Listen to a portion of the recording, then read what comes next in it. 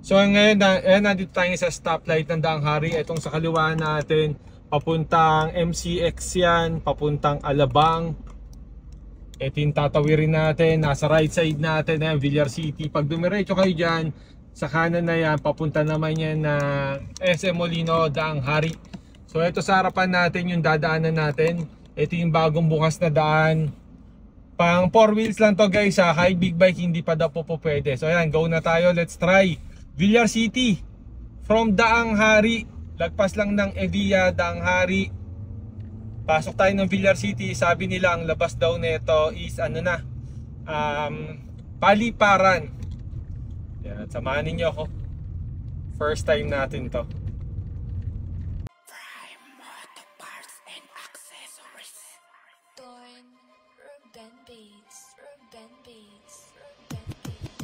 Sipag at tiyaga, ang dapat na meron ka. Sabayan mo ng galaw kapag nangangarap ka. Hindi ito basta-basta, kailangan ng pasensya.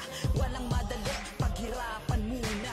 Boss, praninubog ng panahon. Mula noon hanggang ngayon, marunong paring lumingon. Hindi nakakalimot, bagkus ikay tutulungan. Hanggang sa makamit mo ang iyong pangarap na inaasam. Ka makinig at ikaw ay bumilig.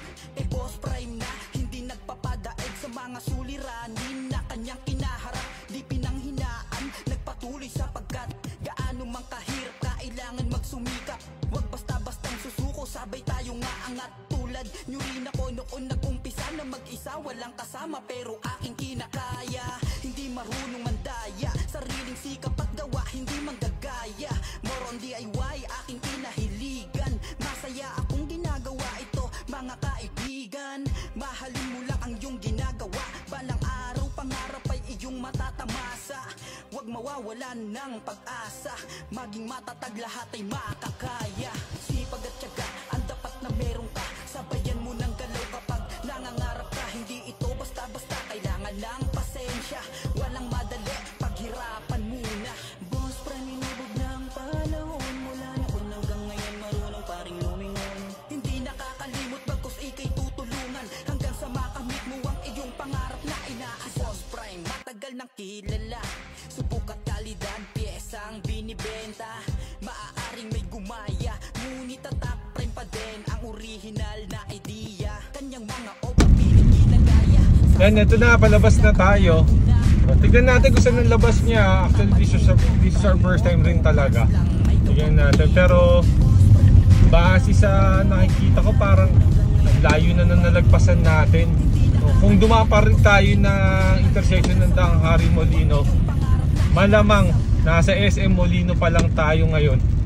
Ay, ang layo na nga. O ayan, tapos eto binubuksan rin nila to para magtuloy-tuloy na daw yan eh.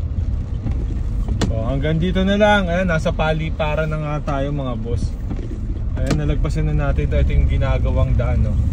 O ayan, diba? Paliparan na tayo. Ang galing. Ito na agad tayo.